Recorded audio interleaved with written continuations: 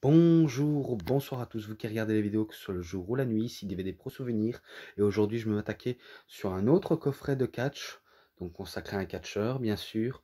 Donc, je vais vous le présenter maintenant. Donc, voilà,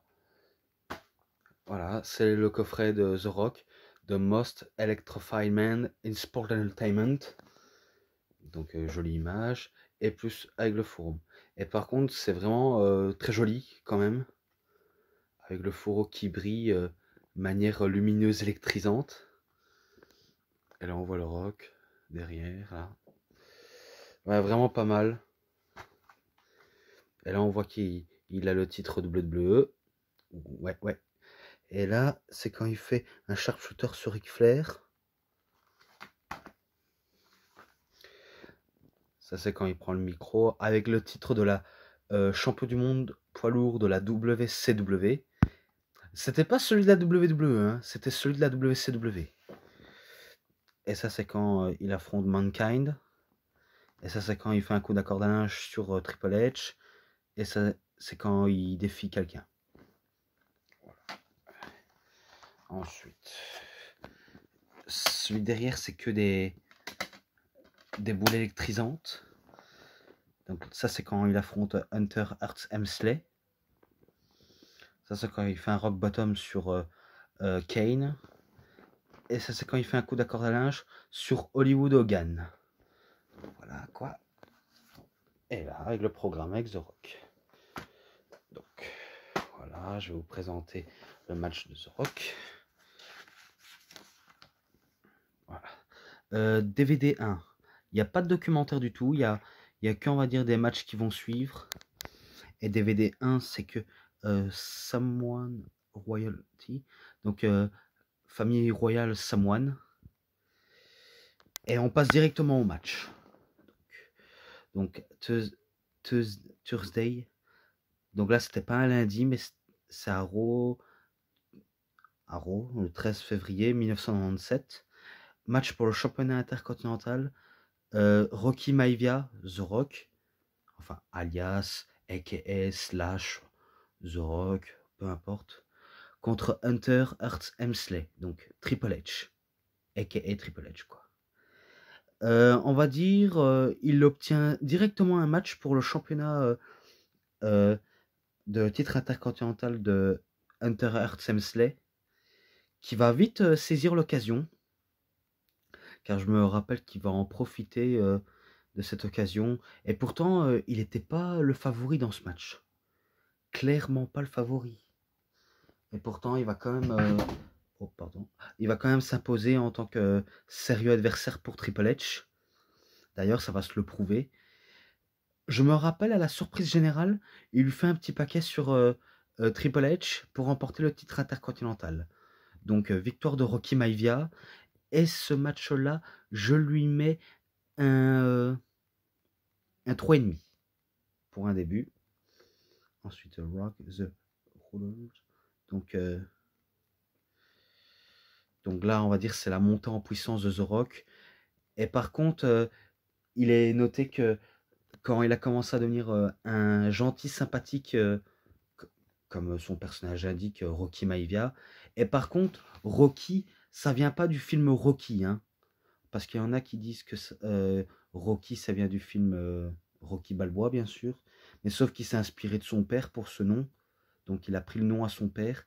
Et Maivia, le nom de famille de son grand-père, qui est High Chief Peter Maivia, et bien sûr le père de The Rock, Soulman Rocky Johnson. Donc il va combiner Rocky Maivia. Et après, à la fin, il devient The Rock. Que l'on connaît aujourd'hui. Oh, pardonnez-moi. Que l'on connaît aujourd'hui. Donc, il dit que même qu'il a voulu faire beaucoup d'efforts pour être gentil, les attitudes hostiles envers The Rock étaient grandes. Car on entendait des Rocky Sox, Die Rocky Die, donc Rocky est nul, et meurt Rocky meurt. Donc lui vivait mal cette situation, et pourtant il va quand même, on va dire, utiliser, on va dire, toute la hit du public pour avoir un personnage arrogant. D'ailleurs, c'est ce qu'il va faire. Il va vraiment le faire, cette opportunité. Et ensuite, à Raw, le 6 avril 1998. Match pour le championnat intercontinental, The Rock contre Owen Hart. Un des matchs que je ne connaissais pas en tout cas. Owen Hart, The Rock. Si ça aurait été mieux, Bret Hart, The Rock, j'aurais bien voulu en voir plus. Et un peu The Rock, Shawn Michaels. Je suis sûr que ça aurait avoir de la gueule, en tout cas. Mais on n'a pas eu, malheureusement. Donc, au moins, on a eu Rock Hart. Vraiment pas mal. Leur match est vraiment énorme. En plus, c'est deux différentes familles qui s'affrontent. Donc, il n'y a pas à dire, c'est grandiose. Je me rappelle qu'il y avait... je sais pas s'il y avait intervention, mais je sais bien que Owen Hart bat The Rock. Et qu'il y a même la DX qui s'en mêle aussi. Je crois que c'est ça. Bon, bref, c'est pas grave. En tout cas, le match était pas mal. Je lui mets pareil, un 3,5. Et on n'est que début. Ensuite, Nation contre DX. Donc, la Nation de domination. Qui est, on va dire, le premier faction de The Rock. En tant que presque chef, je crois. Je sais bien qu'il se débarrasse de... Excusez-moi, on a dû me déranger, on a dû appeler par mon nom. Donc, excusez-moi. Donc, je disais, on va dire, c'est... Je crois qu'il il prend la place de Farouk ou... Ouais, je crois que c'était Farouk en tant que nouveau chef de tribu. Donc, il va prendre vite la place à cette faction qui est la Nation Domination. Par contre, j'ai même reconnu, il y avait même Mark Henry. Et peut-être Savio Vega aussi. Bref, donc là, c'est Arrow, 22 juin en 1998, au King of the... ah oui, qualification pour un tournoi au King of the Ring. Donc The Rock, cette fois-ci, une nouvelle fois contre Triple H. Ça fera leur deuxième affrontement. Et c'est loin d'être terminé. Ouais, pas mal. Je me rappelle qu'il y avait, on va dire, tension entre la Nation Domination et l'ADX. Donc il y avait une énorme tension qui éclatait. Donc en tout cas, les deux clans se déchirent. D'ailleurs, c'est le seul truc qui manque aujourd'hui. Un clan crédible. Mais vraiment, il manque vraiment ça. Par contre, je sais pas s'il y a eu double disqualification. Parce que ça m'étonnerait que The Rock battrait Triple H sur cette manière-là. Possible qu'il y a eu double disqualification. C'est pas grave, c'est pas grave. Il y a eu double disqualification. Celui-là, je lui mettrais un 3,10. Car maintenant, j'espère que vous saviez, c'est le genre de fin que je n'aime pas du tout.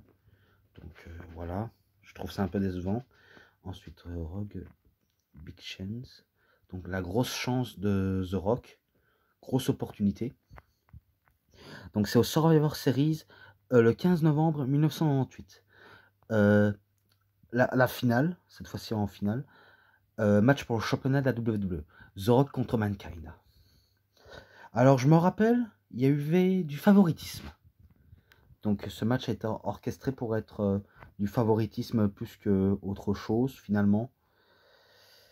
Et finalement, tout le monde pensait, on va dire, que l'un des deux allait gagner, que ce soit Mankind, alors que lui il avait peu de chances de réussir.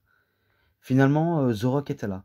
Et il y avait Vince McMahon et Shane McMahon qui étaient près de l'entrée et qui allaient jusqu'au ring pour voir le vainqueur. Et bien c'est à ce moment-là où The Rock fait un sharpshooter sur Mankind. Et là, Vince McMahon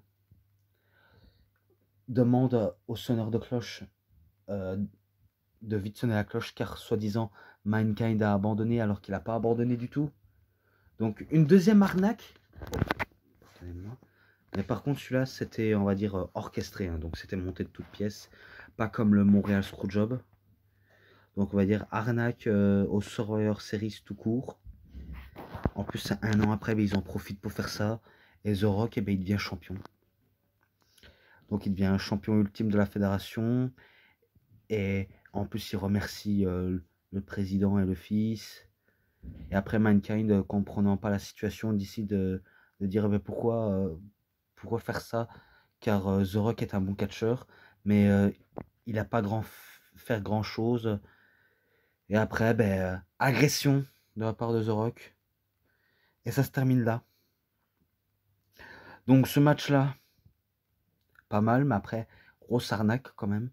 Je mettrais un 3,40. Voilà, ce match. Ensuite, Rivalry, White Mankind. Sa rivalité avec Mankind. Donc là, c'est le jour de la Saint-Valentin. Enfin, le jour de massacre à la Saint-Valentin. Donc Saint-Valentine's Day Massacre. On dirait que je sais pas s'ils se sont inspirés d'un film d'horreur, mais je crois que ça existe en film d'horreur. Le jour du massacre à la Saint-Valentin. Et c'est le 14 février en 1999. Donc dans un match où le dernier homme sera debout pour le titre de la WWE. The Rock contre Mankind, une nouvelle fois. Alors, qu'est-ce que je peux m'en rappeler du match?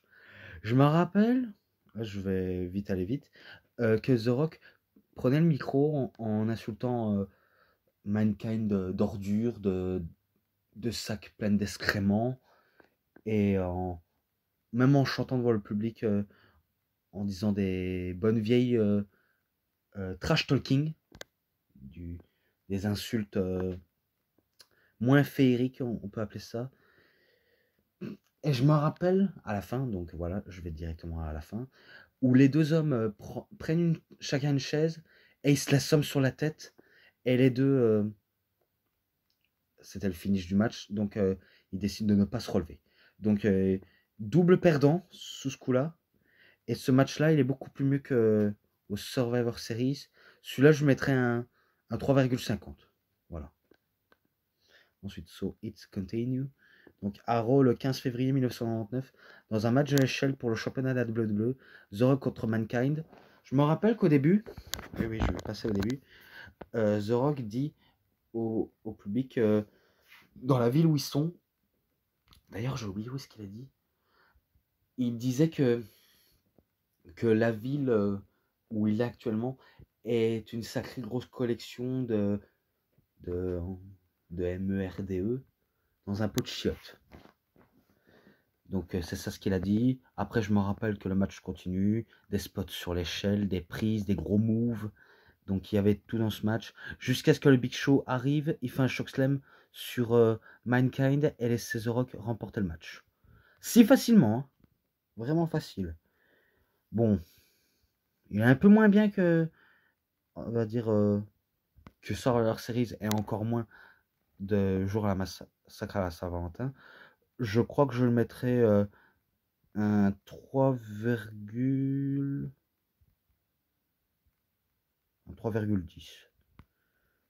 Voilà. Ensuite, toi est the most charismatic superstar ever. Deux des plus gros superstars aussi charismatiques de tous les temps. Donc, ça, à savoir Steve Austin et The Rock. Donc, ça WrestleMania 15, le 28 mars 1999. Match pour le championnat de la WWE. Alors, WrestleMania 15, très peu en ont très peu de souvenirs. Et pourtant, il est pas mal ce match. Il s'est vraiment passé de tout. Ils se sont battus partout dans l'arène. Vraiment partout. Je me rappelle où est-ce qu'il y a l'entrée et où est-ce qu'il y a la table des commentateurs. Jusque dans le ring. Je me rappelle que encore McMahon arrive pour essayer de lui coûter le match à Steve Austin. Mais The Rock répond avec un chair shot. Et après, arnaque dans le ring. Ça attaque The Rock. Enfin, ça attaque Stone Cold, pardon. Donc ça s'associe. Après, Mankind arrive, il allume le président. Et c'est lui qui va arbitrer tout le match. Et c'est là où Stone Cold Steve Austin va... Ouais, je passe directement à la fin. Il fait un stunner sur The Rock et il bat The Rock. Donc victoire de Stone Cold Steve Austin. Et à la fin, Monsieur McMahon arrive et il n'est pas content. Il veut que Stone Cold lui donne la ceinture. Mais Stone Cold va pas lui donner la ceinture. Mais par contre, il va lui donner un gros coup de poing. Oui, il va lui donner un gros coup de poing pour l'allumer. Et après, lui arroser de la bière sur lui. Donc voilà quoi, on connaît les bonnes vieilles manips de Stone Cold. Eh ben énorme ce match-là, ça se termine là-dessus. Je lui mettrai un 3,80 à ce match-là. Voilà. Ensuite, DVD 2, People's Champion, donc le champion du peuple, à Raw le 5 juillet 1999, dans un match en cage, The Rock contre Triple H. Et Triple H, il est accompagné de Shayna. Pas Shayna Baszler, hein, bien sûr, hein, mais Shayna de DX. Ah, parce que certains disent qui est Shayna, ou alors est-ce que c'est Shayna Baszler? Non, non, non, c'est Shayna tout court. Pas Shayna Baszler, c'est Shayna tout court, de DX. Eh ben, je me rappelle, gros match, dans un match en cage, vraiment un énorme match. Il s'est passé de tout, et aussi Triple H faisait tout pour battre The Rock, et The Rock faisait tout pour battre Triple H, quoi. Donc les deux, ça se lâche pas, hein. Vraiment, ça se lâche pas d'un mini-centimètre d'un poil. Et pourtant, c'est The Rock qui remporte le match en sortant de la cage. Donc pas mal ce match. Je lui mettrai un 3,50 à ce match-là, directement. Ensuite, Rock and Sock Connection. Donc l'équipe composée de Mankind et Mick Foley. Voilà quoi. Et par contre, j'ai même entendu dire faire équipe avec The Rock pour remporter les titres par équipe à déconseiller. Vraiment à déconseiller pour devenir champion par équipe avec lui. Car les titres, on les tiendra pas si longtemps que ça, finalement. Mais bon, question politique en coulisses. Bon, là, ça a Raw le 30 août 1999, match pour le championnat du monde par équipe. Undertaker et Big Show, donc presque le ministère des Ténèbres, donc l'équipe, on va dire ça, contre The Rock and Mankind, Rock and Sock Connection. Donc voilà quoi. Donc je crois que c'est là où il remporte pour la première fois les titres par équipe. Si je me trompe pas du tout. Parce que normalement, je crois que c'est là où la Rock and Sock Connection est lancée. Ouais, on va dire qu'il bat The Rock et. Enfin, il bat Big Show et Undertaker manière un peu, on va dire, doucement, mais ils vont les battre quand même et remporter les titres. Donc ça va, sympa. Je le mettrai un 3,40. Voilà, nickel. Verbal SmackDown. Alors, Verbal SmackDown. Alors, vous saviez quoi? J'espère que certains d'entre vous le savent, d'autres pas du tout, vu comment ils sont dans l'ignorance totale. Mais le terme SmackDown, euh, c'est euh, c'est le Rock, on va dire, qui on va dire, le premier à avoir dit ce terme-là, et aussi avoir créé un show avec ce nom-là, SmackDown. Donc c'est lui, on va dire, qui a créé SmackDown en 1999. Car j'ai un ami qui croit toujours que c'est AJ Styles qui a construit SmackDown, alors qu'en vérité, c'est totalement l'inverse. À mon avis, il ne sait pas que le réel fondateur de SmackDown, c'est The Rock. Donc voilà, maintenant il faut être réaliste quand, quand il faut savoir. Voilà. Je vise personne, hein. Je vise un seule personne qui doit pas se sentir, on va dire, menacée, mais qui doit reconnaître la vérité, quoi. Et c'est à SmackDown le 30 décembre 1999, dans un match aucune prise interdite, The Rock contre Kane. Intense, il utilise même des objets, par exemple des chaises classiques, escalier classique, échelle classique aussi, table pareil, même table des commentateurs aussi. Ça devient une habitude. Donc, euh, donc voilà quoi. Et à la fin, c'est une victoire de The Rock sur Kane. Et ce match-là, un, je le mettrais un 3,40, qui sait. Ouais, ouais, je le mettrais ça. Ensuite, McMahon, Hemsley, Region versus The Rock. Donc, on va dire une famille composée en deux, McMahon et Hemsley. Hemsley pour Triple H et McMahon pour on va dire, McMahon, quoi, de Vincent Kennedy et Shane. Donc, vous savez peut-être pourquoi. Ben, Stephanie, c'est une McMahon plus Hemsley. Et Triple H, ben, c'est plus Hemsley que McMahon. Donc voilà quoi. Donc ils nous font une guerre sans faille à The Rock. Donc The Rock va lutter longtemps contre la corporation des McMahon. Et c'était à Backlash le 30 avril en 2000. Donc on va dire la revanche de WrestleMania 16 en 2000. Même si The Rock et Triple H a participé dans un match à 4. Et c'est pour le championnat de la WWE, bien sûr. Intense ce match. Je me rappelle que Shane McMahon était l'arbitre spécial.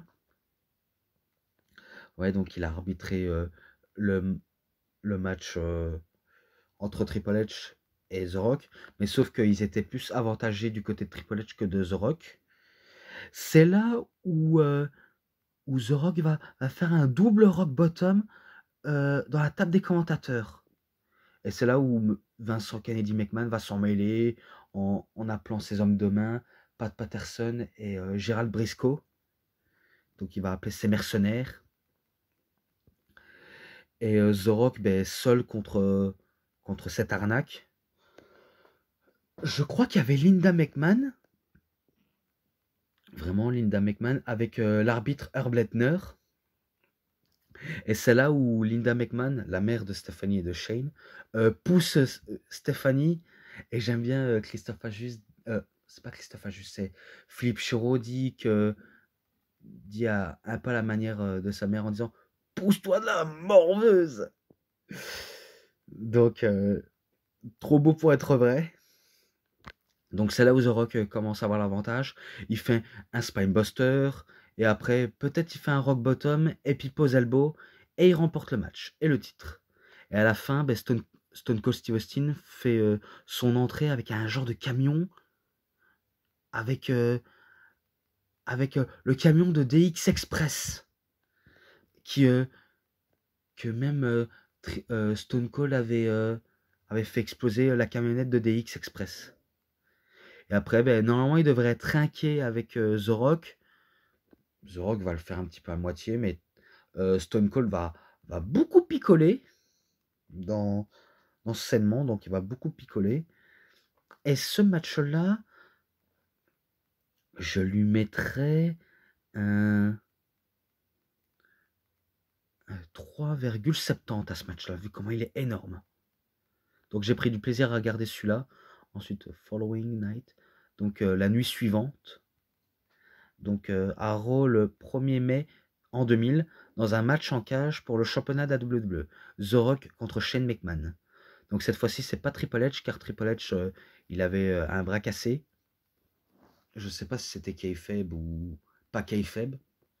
En tout cas, je sais bien qu'ils ont voulu avantager Shane McMahon. Une chose qui sera, on va dire, vite stoppée claire et nette. Donc je me rappelle qu'ils ont voulu mettre à mal The Rock. Et en plus, ce même Pat Patterson et Gerald Briscoe voulaient s'en mêler dans ce match. Mais The Rock les allume tous les deux avec un rock bottom, people's elbow, spinebuster. Bref, même des grosses claques du peuple. Et Shane McMahon, ben, il voulait vraiment, on va dire, essayer de battre The Rock, comme s'il avait une chance de le battre. Mais à la fin, c'est The Rock qui bat Shane McMahon en quittant la cage. Donc voilà. Ensuite, The Great One contre Olympic Medalist. Donc le grand 1 contre le médaillé olympique. J'allais dire l'Olympien médaillé. Mais non, c'est le médaillé d'or olympique. Donc voilà quoi. Et ça a No Way Out le 25 février 2001. Match pour le championnat de la WWE, bien sûr. The Rock contre Kurt Angle. Pas mal ce match, vraiment pas mal. Intense. Par contre, ce match-là, je ne sais pas si je l'ai noté, mais je crois que je le mettrais un 3,50 si je ne l'ai pas noté. C'est pas grave, au moins je l'ai noté. De toute façon, je regarderai la vidéo si je me suis trompé ou pas. Vous en faites pas, je regarderai à chaque fois mes vidéos. Bien écoute attentivement. Je me rappelle un énorme match entre The Rock et Kurt Angle, vraiment intense. Et en plus, je me rappelle quand de tout. Claque du peuple, Spinebuster, Sharpshooter, People's Elbow, Rock Bottom. Et je me rappelle des Ankle Lock de la part de Kurt Angle, Angle Slam. Bref, la plupart des prises qui connaissent tous les deux. Je me rappelle que Kurt Angle avait la cheville de The Rock et il lui disait si tu n'abandonnes pas directement, je vais casser ta teint de cheville. Vous avez compris si je dis teint. Ou alors P-U-T-I-N. Voilà. De P-U-T-I-N cheville. Donc une chose que The Rock va vite se dégager. Et après, je passe directement à la fin du match. Il fait un rock bottom et il bat Kurt Angle. Donc voilà. Ce match, il est vraiment pas mal. Vraiment, vraiment pas mal. Je lui mettrai un 3,80 direct à ce match-là. Tellement qu'il est énorme. New title, donc nouveau titre. Au SummerSlam le 19 août en 2001. Match pour le championnat du monde poids lourd de la WCW. The Rock contre Booker T. Pas mal ce match. Vraiment énorme ce match. Il s'est vraiment passé de tout. Réellement de tout. En plus, Booker T est accompagné de Shane McMahon. The Rock seul, mais on va dire c'est la foule qui l'accompagne à chacun de ses matchs. On a vu comment ils sont très très nombreux. Eh ben, vraiment pas mal ce match. Il n'y a pas à dire, c'est énorme. Donc, vous savez peut-être, hein, la WCW a été achetée par la WWF, WWE, même la ECW, mais par contre, ils n'ont pas fait le titre de la ECW. Car on va dire que c'était pas dans les plans.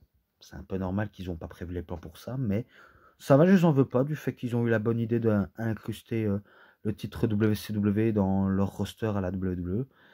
Mais autrement, il était énorme. Il était vraiment énorme. Il y avait les APA, Bradshaw et Farrock, qui avaient même...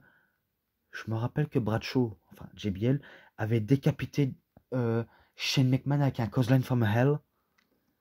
Donc il a vraiment assassiné sur place.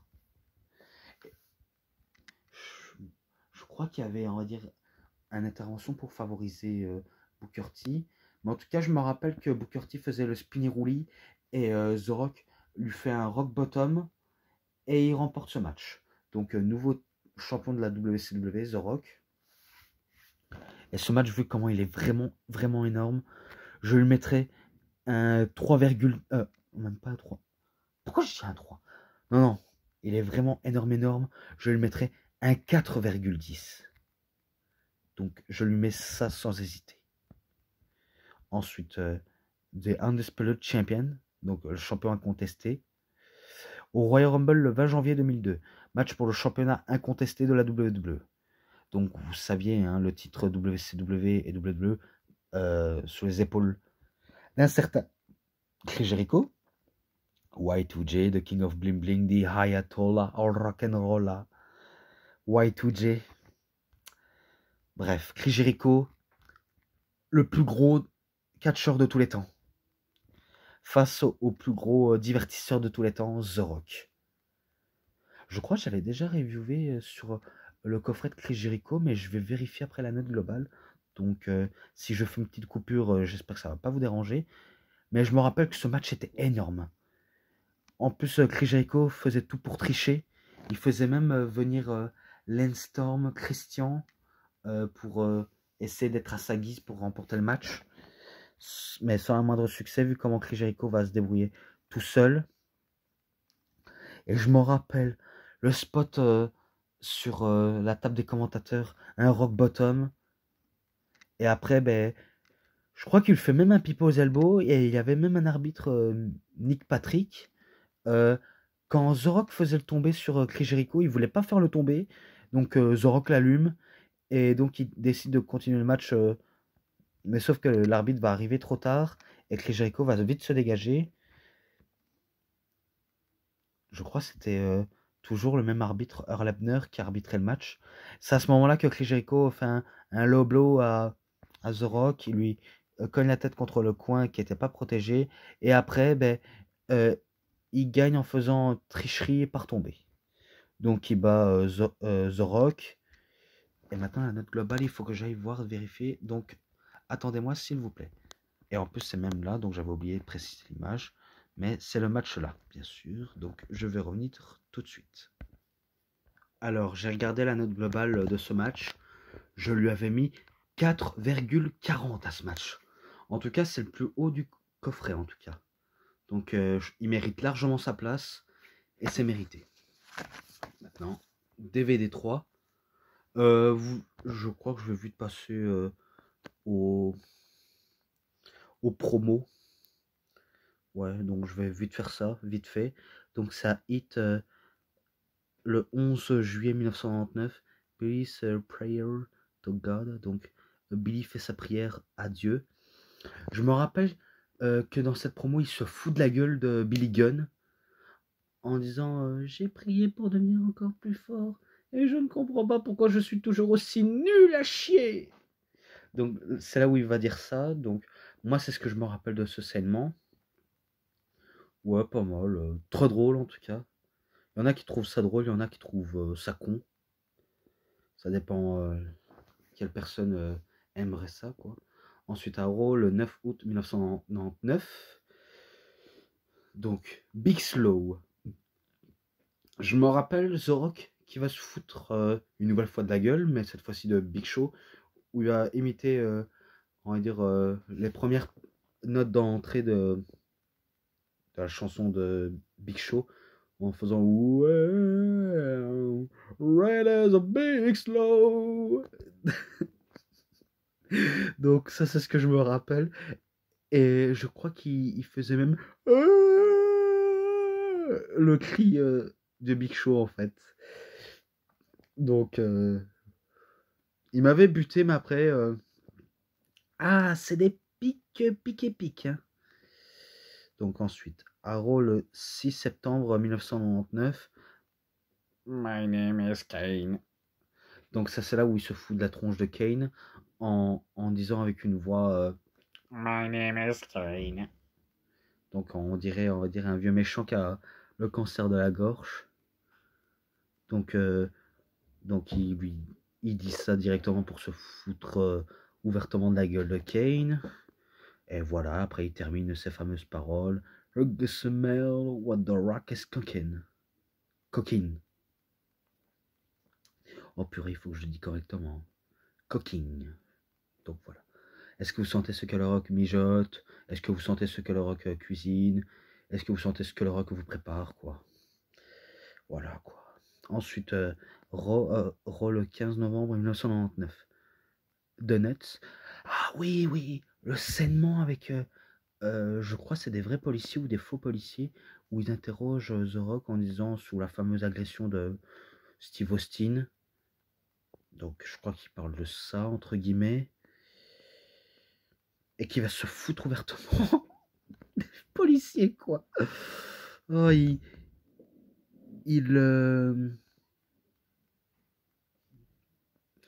se cachait pas hein, pour ça. Donc voilà, quoi. Ensuite, SmackDown le 10 août en 2000. Hermie, ça je sais pas c'est quoi, mais je crois qu'il se fait interviewer par Kevin Kelly qui commentait à l'époque. Peut-être. Enfin, c'est pas grave. Ensuite, à Raw, le 4 décembre 2000, à Armageddon Open Nuts. Ça, c'est quand il se fout ouvertement de Triple H, de Stone Cold Steve Austin, de Rikishi, de l'Undertaker et de Kurt Angle. Donc, ça, c'est quand il va se foutre ouvertement. Ensuite, à Raw, le 13 août 2001, Thomas Jefferson Suka. Donc, il parle de Booker T en se foutant de sa tronche. Et je crois qu'il parle même, on va dire, des seins de Stephanie McMahon et de la rondeur de Rhino, je crois. Donc c'était The Rock et Chris Jericho, quoi. Ensuite, Raw le 10 septembre 2001. De People Strudel. Donc c'est là où je crois où il sort de douche et que Michael Cole interview et qui regarde même les parties intimes de The Rock. Ouais, donc je me rappelle de ça, donc voilà, quoi. Ensuite, SmackDown le 20 septembre 2001, The Great Ball of Fire. Donc, avant que ce soit, on va dire, un pay-per-view, c'était même une chanson. Donc je me rappelle qu'il va chanter A Great Balls of Fire. Les grosses boules de feu. Donc voilà, ensuite SmackDown. Le 3 janvier 2002, Copacabana. Donc c'est là où il se fout ouvertement de Jonathan Coachman quand il disait qu'est-ce que tu chantes comme chanson au nom d'une pipe en disant Copacabana.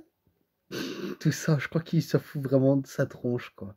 Ensuite, SmackDown le 17 janvier 2002, caméraman. Donc c'est là où il montre la caméra au monde entier. Donc il prend la caméra en se montrant divertissant. Et je me rappelle où il se fout ouvertement du pauvre caméraman qui avait rien demandé du tout. Voilà. Ensuite, SmackDown le 24 janvier 2002, The Sharon Stone. Donc c'est là où il demande à Jonathan Coachman de danser le Sharon Stone et qui va même dire tire-toi qu'une macaque. Voilà quoi. Ensuite à No Way Out 17 février 2002. C'est là où il y a la NWO, où il y avait Scott Hall, Kevin Nash, Hollywood Hulk Hogan, où ils citaient par leurs anciens noms Razor Ramon, donc en faisant le Bad Guys, etc. Ensuite, il dit Big Daddy Cool Diesel. Donc voilà quoi. Et après, il taille Hulk Hogan aussi. Donc voilà quoi. Ensuite, SmackDown le 11 juillet 2002, Busta Rhymes, donc c'est un rappeur. Donc il va faire un bon saignement avec Busta Rhymes. Ensuite, à Raw le 10 mars 2003, The Super Hero. Ça, c'est quand il se fout ouvertement de Hurricane. Donc il va dire ses fameux propos à Hurricane avant de lui asséner une grosse droite. Voilà. Ensuite, Raw le 21 juin 2004, Miami Dolphins. C'est là où il va un peu taquiner les joueurs de foot Miami Dolphins. Donc voilà quoi. Ensuite, One Layers. Donc compilation de ces moments drôles. Il y a vraiment de tout quoi, en moments drôles. Donc voilà. Donc maintenant, Icon contre Icon. Donc The Rock contre Hollywood Hulk Hogan à WrestleMania 18 le 17 mars 2002. Énormément de matchs. Énorme match. Je crois que je l'avais déjà noté, mais je me rappelle des rock bottom, des people's elbow, des centres de la cuisse. Et tout ça avec le jeu de public. Et à la fin, c'est une victoire de The Rock. Et à la fin, la NWO attaque Hulk Hogan. Et The Rock interpose. Et après, à la fin, il faut une pause plastique avec le public. Et ça se termine là-dessus. Donc, ce match-là, il faut que je revienne sur ça. Je crois que c'était le meilleur match de ce coffret. Peut-être. Donc, je vais voir directement. Alors, j'ai regardé la note globale. Je lui avais mis un 4,60. Rendez-vous compte. Le meilleur match de ce coffret en ce moment. Et pourtant, sur le ring, c'était pas top avec Hogan. Mais pourtant, c'était énorme. Donc oui, c'était vraiment énorme. Donc ensuite, à Vengeance de 21 juillet 2002, un match triple menace pour le championnat incontesté de la WWE. The Rock contre l'Undertaker contre Kurt Angle. Énorme ce match, vraiment, il s'est passé de tout. Les deux ont voulu se démarquer du mieux qu'ils peuvent sur un ring. Vraiment de tout. Et à la fin, c'est The Rock qui fait un rock bottom sur Kurt Angle et il remporte le match. L'Undertaker a voulu arrêter le tomber, mais trop tard. Donc c'était trop tard pour arrêter tout ça. Et c'est une victoire de The Rock. Et ce match-là, je lui avais mis un... enfin, je ne l'ai pas encore mis, je lui mets un 3,70. Voilà. Ensuite, Just Bring It. C'était triple straight, voilà. Donc maintenant, ça a Raw le 22 juillet 2002. The Rock contre Eddie Guerrero. Match énorme aussi. Pour un Raw, c'est vraiment énorme. Car je me rappelle où The Rock fait un rock bottom sur Eddie Guerrero, mais Eddie Guerrero va contrer le rock bottom de manière incroyable. Et comme l'a dit Christophe Ajus, c'est le premier catcheur à avoir esquivé à telle manière un rock bottom comme ça. Mais à la fin, c'est une victoire de The Rock avec un rock bottom et peut-être un Capibo's elbow. Non, c'est avec un rock bottom. Donc il bat Eddie Guerrero. Et ce match-là, vu comment il est énorme, je lui mets un 3,90. Voilà. Ensuite, This Time and Charm. Donc le temps des chars. Quoi. Ensuite, WrestleMania 19, le 30 mars 2003. The Rock contre Stone Cold Steve Austin. Là, c'est l'ultime match. Vraiment l'ultime match de la carrière, de leur rivalité. Je me rappelle donc que The Rock se foutait de la gueule de Steve Austin, il lui prenait même la veste, il prenait même de l'eau pour se rafraîchir. Et après, ben, je me rappelle que c'était Stoner de la part de Stone Cold Steve Austin, et même un Rock Bottom de la part de Stone Cold Steve Austin aussi. Mais The Rock répond avec un Stoner aussi, Rock Bottom, People's Elbow. Et je me rappelle qu'il leur a fait euh, les deux Rock Bottom que Stone Cold Steve Austin va vite se dégager, mais le troisième, il va pas se dégager vu comment ce sera The Rock qui va battre son Nemesis numéro 1 qui est Stone Cold Steve Austin. Donc ce match énorme, donc vraiment énorme. Je lui mettrais un 3,50 à ce match. Non, pas un 3, pas un 3, un 4,50. Donc excusez-moi, je lui mets un 4,50. Donc voilà, ça se termine. Ensuite, Transcending Sport Entertainment. Donc la transcendance du divertissement sportif. Et ça se termine là-dessus. Donc voilà, j'ai terminé avec la review sur The Rock. Donc j'espère que vous avez bien aimé cette review, même si j'étais un peu rapide. Enfin, j'ai voulu essayer de rapidement expliquer vite les choses, car j'ai pas envie que ça se termine de manière comme la dernière fois. Donc voilà. Pour les bonus, oui, parce que des fois j'oublie de citer. Pour les bonus avec l'ensemble du coffret, je crois que je les mettrai tous les deux. Un... Allez, je lui mets un 5. Je le mets à 5 vu comment c'est vraiment stylé. En plus, voilà quoi, c'est vraiment des magnifiques coffrets. Donc voilà, je lui mets un 5 si ça peut faire plaisir. Donc voilà, j'ai terminé avec cette review sur The Rock. Maintenant, j'espère que vous avez bien aimé. Et si vous avez bien aimé, vous savez ce qu'il vous reste à faire. Likez la vidéo, commentez, partagez, abonnez-vous à ma chaîne, cliquez sur la petite cloche pour avoir plus de notifications. Car oui, j'ai besoin des gens. J'ai besoin de vous. Donc, je sais bien qu'il y en a certains d'entre vous qui regardent mes vidéos sans être abonnés, même si vous êtes un peu curieux, que vous préférez regarder en tout genre. Mais en tout cas, ça me ferait énormément plaisir d'avoir quand même des abonnés pour voir comme contenu comme ça. Après, j'ai envie de dire, au niveau d'idées de mes vidéos, je pourrais faire autre chose même que du catch. Hein. Je pourrais même en parler sur les jeux vidéo. Hein. Je pourrais même en parler sur mes jeux préférés, que ce soit même musique peut-être, même film préféré. Donc je crois que peut-être que ça plaira à certains. Donc voilà quoi, c'est une des idées. Donc voilà, mes fameux mots de fin sont dits. Donc moi je vais vous laisser maintenant. Donc allez, bonne journée, bonne soirée à tous, bon visionnage, au revoir à tous.